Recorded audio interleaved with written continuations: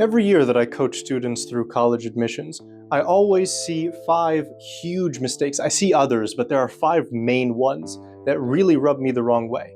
My name is Meek, by the way. If you didn't know, I own meekextrahelp.com, where every year I coach students to an Ivy League admission. Okay? So let's get started with number 5 here. And number 5 is being arrogant. Okay? Now, many students aren't like outright arrogant saying, I'm better than other people. Actually, they are. That's exactly what they're doing. So I see so many essays every year that word for word have this exact phrase, unlike others, dot, dot, dot. That's terrible. Okay, that's you telling the admissions officer, hey, I'm so full of myself, I think I'm the only person in the world who thinks like this or who does this. Okay, that's arrogant. That's immediate rejection. That's a pretty blatant form of it. There are other more implicit, more subtle ways of being arrogant, which is exaggerating.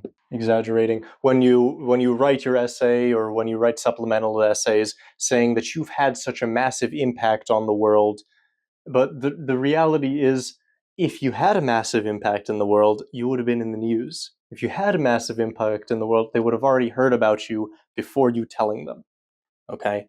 So we want you to have great impact. But an example that is on my website, actually, it's a case study we did on the website of a student we worked through. He had a charity. He did some great things in another country. And one of the sentences he put in his essay was something along the lines of, I'm glad to do whatever little I can. So he did like great things. He put a lot of time into this. But that one sentence conveys that he was humble. Whatever little I can. Okay, that's the opposite of being arrogant. That's a good thing. We like that. We like for them to be humble. It includes like comparing yourself to others. That's bad. We don't like that. It's going on and on bragging about what you do. It's a central theme when we're doing any sort of writing. It's to describe what you did. Don't tell them how great you are. Don't talk about yourself. Talk about your actions. Talk about what you do. And then from them, let them infer that you are a fantastic human being. Don't outright tell them that. Number 4, failing to establish fit. Okay, if you don't know what fit is, we have a video linked up there and in the description where we go through exactly what it means to establish fit. But if I had to go through it briefly, fit means that you are going to fit in nicely to the Cornell community if you're applying to Cornell, or you're going to be an active member and contribute positively to the MIT community if you're applying to MIT. Okay, so this is integrating. There's another layer to fit, which is how likely are you to accept our offer if we offer you admission. That's another layer of fit. Okay, so this is mainly something that you can establish in your supplemental essays. Okay, most schools, as one of their supplemental essays, they ask you, hey, why are you applying to MIT? Or why are you applying to Stanford? Or why are you applying to Brown? Why us? Okay, and a lot of people, when they write that essay, they talk about how great the school is, how well-renowned and how profound the school's achievements are, and that's good. We want to do that, but that's half of our essay.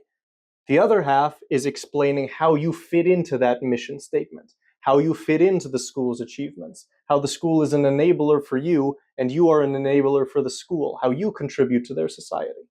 Okay? The biggest mistake is not talking about how you fit into the picture, and that's the whole thing about fit. You can't just describe the lock, you also need to describe the key, and you're the key. Number 3.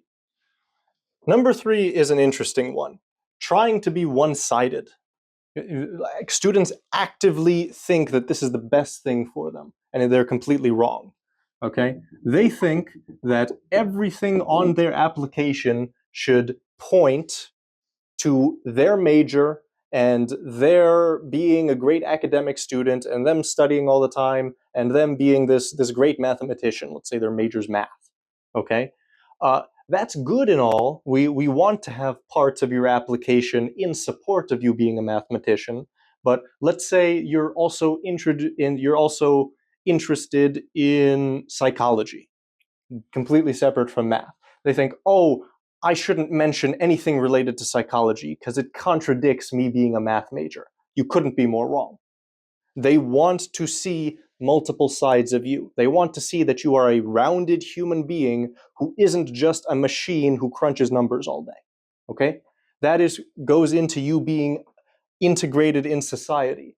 They don't want to see a one-sided human being. They want to see a human being that can interact with different parts of life. Let's say you're interested in psychology, you're interested in Pokemon cards, I don't care. The case study that I have up on the website for absolutely free, where I go through a student's application that I counseled him through to Ivy League admissions. When we were going through wow factors for him, what he should do to stand out, we gave him wow factors for his chemical engineering major, and we also said, how about we make a wow factor that's contradicting to this? How about we make a wow factor that shows you also have other interests? He wrote a book on psychology. Okay, so tell a story that shows you have many sides. Number 4 is you're afraid to mention things that you think are embarrassing. Okay? I had one student, he actually had a side hustle. He was making money off of buying and reselling Pokemon cards. And I said, you know, I'm glad you told me about this, because a lot of kids would say that's embarrassing and kept it a secret. Usually, just collecting Pokemon cards is nothing special. We wouldn't put that in an application. But he was making decent money from this. Like this took up a lot of his time, and it was kind of a source of income for him. So that, in our opinion, would fall under the category of starting a business, which is a great wow factor that we like to put on kids' applications. Okay?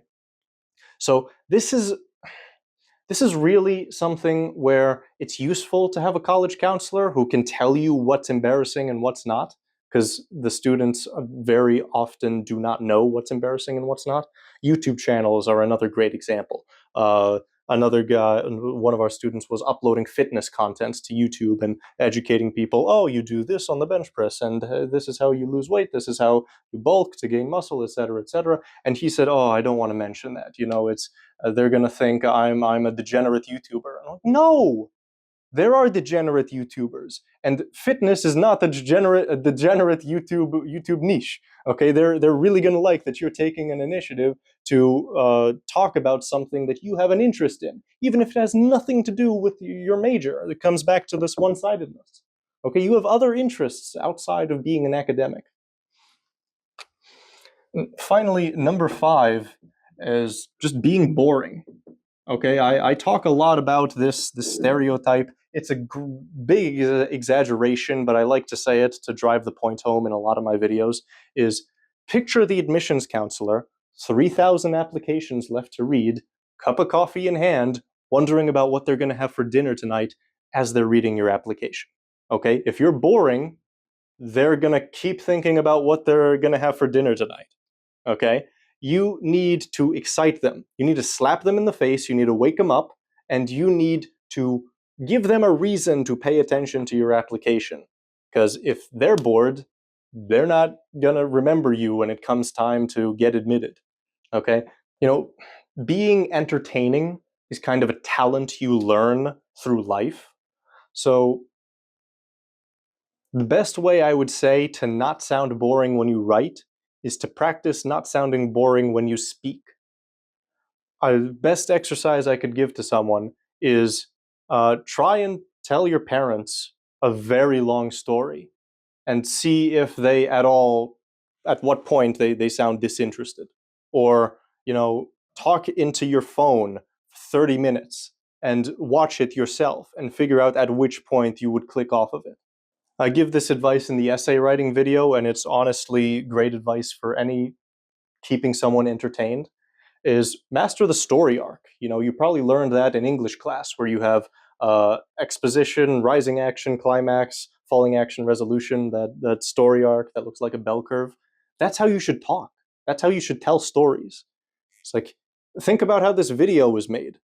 You have exposition at the beginning. I told you who I was. You have rising action, where I told you we have five points to go through today. You have climax, which is me talking through the 5 points. You have falling action, which is, well, there's kind of a mini falling action in each point where I explain how to go into each point. And then there's the resolution, where I explain at the end, well, you're going to see the end of the video. So that's how to not be boring. Master the story arc. Okay? And here's the resolution.